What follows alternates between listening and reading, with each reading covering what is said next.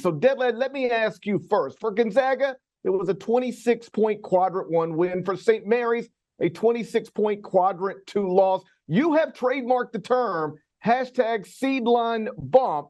Was this a seedline bump in opposite directions for Gonzaga and St. Mary's? All right, let's get this out of the way. If for Gonzaga, seedline boost. For St. Mary's, that bump is down. Bump is negative. So seedline bump for St. Mary's, seedline boost. That's right. It's a trademark podcast term. It is a seedline boost for Gonzaga. I think that the Zags should be a 2 seed, especially with how the Bulldogs won the game. Now, it's just one data point in a resume of 33 of them, right?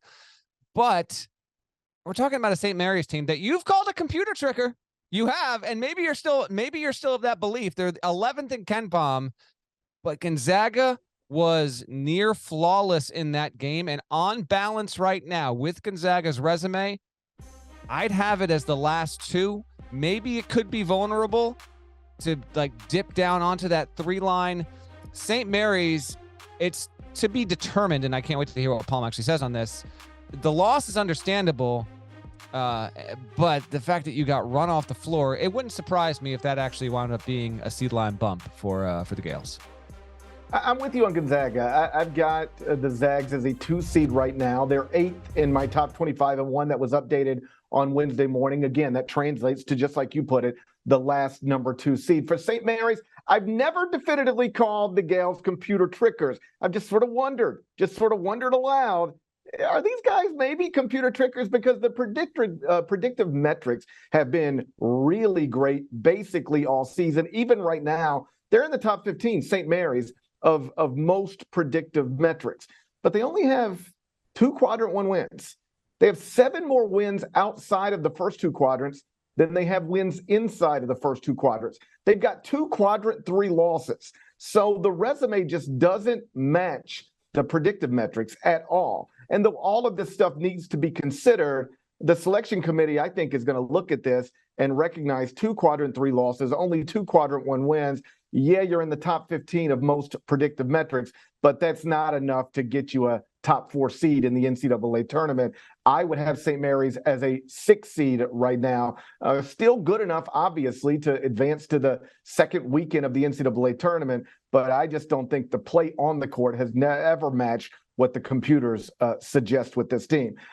Are you surprised that Gonzaga dominated St. Mary's the way it did? Because these 2 teams are obviously very familiar with each other. You got Drew Timme talking about that earlier in the week in a fabulous profile you had at CBSSports.com. Most of these games, or at least lots of these games, are tight. They know each other very well. The 2 regular season meetings were both tight. One went to overtime, but in this one, Gonzaga was up 10 points, barely 6 minutes in, 18 at the half. They win it by 26. Were you surprised at how overwhelming it was?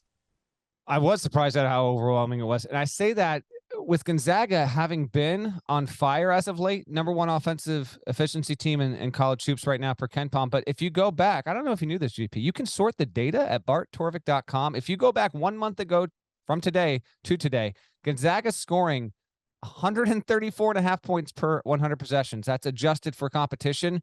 That is ridiculous.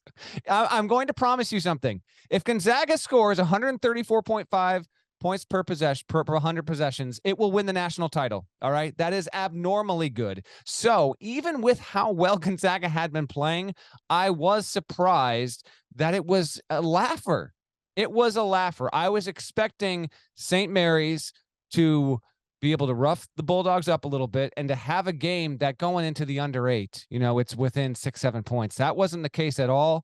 Gonzaga didn't even need to rely on Timme, who had another good game, but Anton Watson had a really strong all-around game. He went for 9 points, 7 rebounds, 5 assists. They were able to get 18 from Timme, 12 from Hickman, 10 from Julian Strother. Malachi Smith continues to be he is growing into a very good 6-man, and maybe we'll look up and see that the Zags are a Sweet 16 team, which would be the 8th straight tournament in a row if that happens, GP. And maybe Malachi Smith is going to be the hero in the first round game or the second round game. So they've got the capability to do it, but I didn't think they had it in them. That set a record. It was 26 points by margin. the greatest ever in a WCC final. And now Gonzaga is not. I thought maybe, and I think you agree with this. I thought we thought maybe Gonzaga might head into the NCAA tournament as a team with Final Four aspirations, but just not among the 5 or 6 or 7 teams that had the most buzz about them. Like a little bit hidden on that 3 line. I don't think that's the case anymore with how they've played over the past month. You mentioned Drew Timme. Last thing on this, he got 18 points last night. In the process, became Gonzaga's all-time leading scorer. Is it clear to you right now he is the greatest Zag ever? And when you start a GOAT debate between Michael Jordan, LeBron James, and Drew Timme, how do you arrange that in your mind? I believe if you listen, the longtime listeners of our pod are familiar with something, and that is shouts to every Drew ever except Drew Timme. You've motivated the man to become the greatest Gonzaga basketball player of all time. And don't think that he didn't pick up on that, and that hasn't been what's fueling his fire for a year. I'll tell you this. He indisputably has the greatest Gonzaga career ever. That's not up for debate. He's the program's all-time leading scorer. He's won 4 straight WCC titles. He is the only player in Gonzaga history with more than 1,500 points, 800 rebounds, 200 assists, and 100 blocks. He has just crossed these thresholds, and he's at 2,200 plus points at this point. And he had a team that went to the title game and was undefeated, right? And they've made all these second weekend runs, and they've been dominant. And he's got a winning percentage that's just absurd at this point. That said, he's the greatest Zag. Is he the best Zag ever? That's what I'm more. You consider Stockton, Adam Morrison. He passed Frank Burgess, who did it in 3 years. Is he the best Gonzaga player ever, GP? Because I think it is almost indisputable. He's the greatest 4 years with what he's done. What say you? Well, keep in mind, Adam Morrison didn't spend 4 years in college, so that is skewed by that. I think Drew Timme has had the best Gonzaga career. It includes a trip to the Final Four. I think Adams Morrison is the most iconic Zag of all time. The mustache, the player of the year race with JJ Redick. Like if you lived through that, covered the sport in that year, Adam Morrison was like a rock star going from college campus to college campus. So I think Adam Morrison, when I think Zags, I think Adam Morrison first, but Drew Timme has obviously had a fabulous career, and whatever it is they hang inside the kennel, numbers or jerseys, his is going to be up there someday. They need to what they need to hang, and he would actually want this. He wouldn't want his jersey if you read the story. He'd want one of his SpongeBob or Reese's peanut butter cup boxers. That's what he wants up. But that is Drew Timme to the max. I agree with you. Morrison's probably the most iconic Zag of all time, but as the piece indicated, I think Timme is the purest essence when you think Gonzaga player for your guy, just carefree attitude, total joy on the floor. It's Drew Timme. Can't wait to see what they do in the tournament.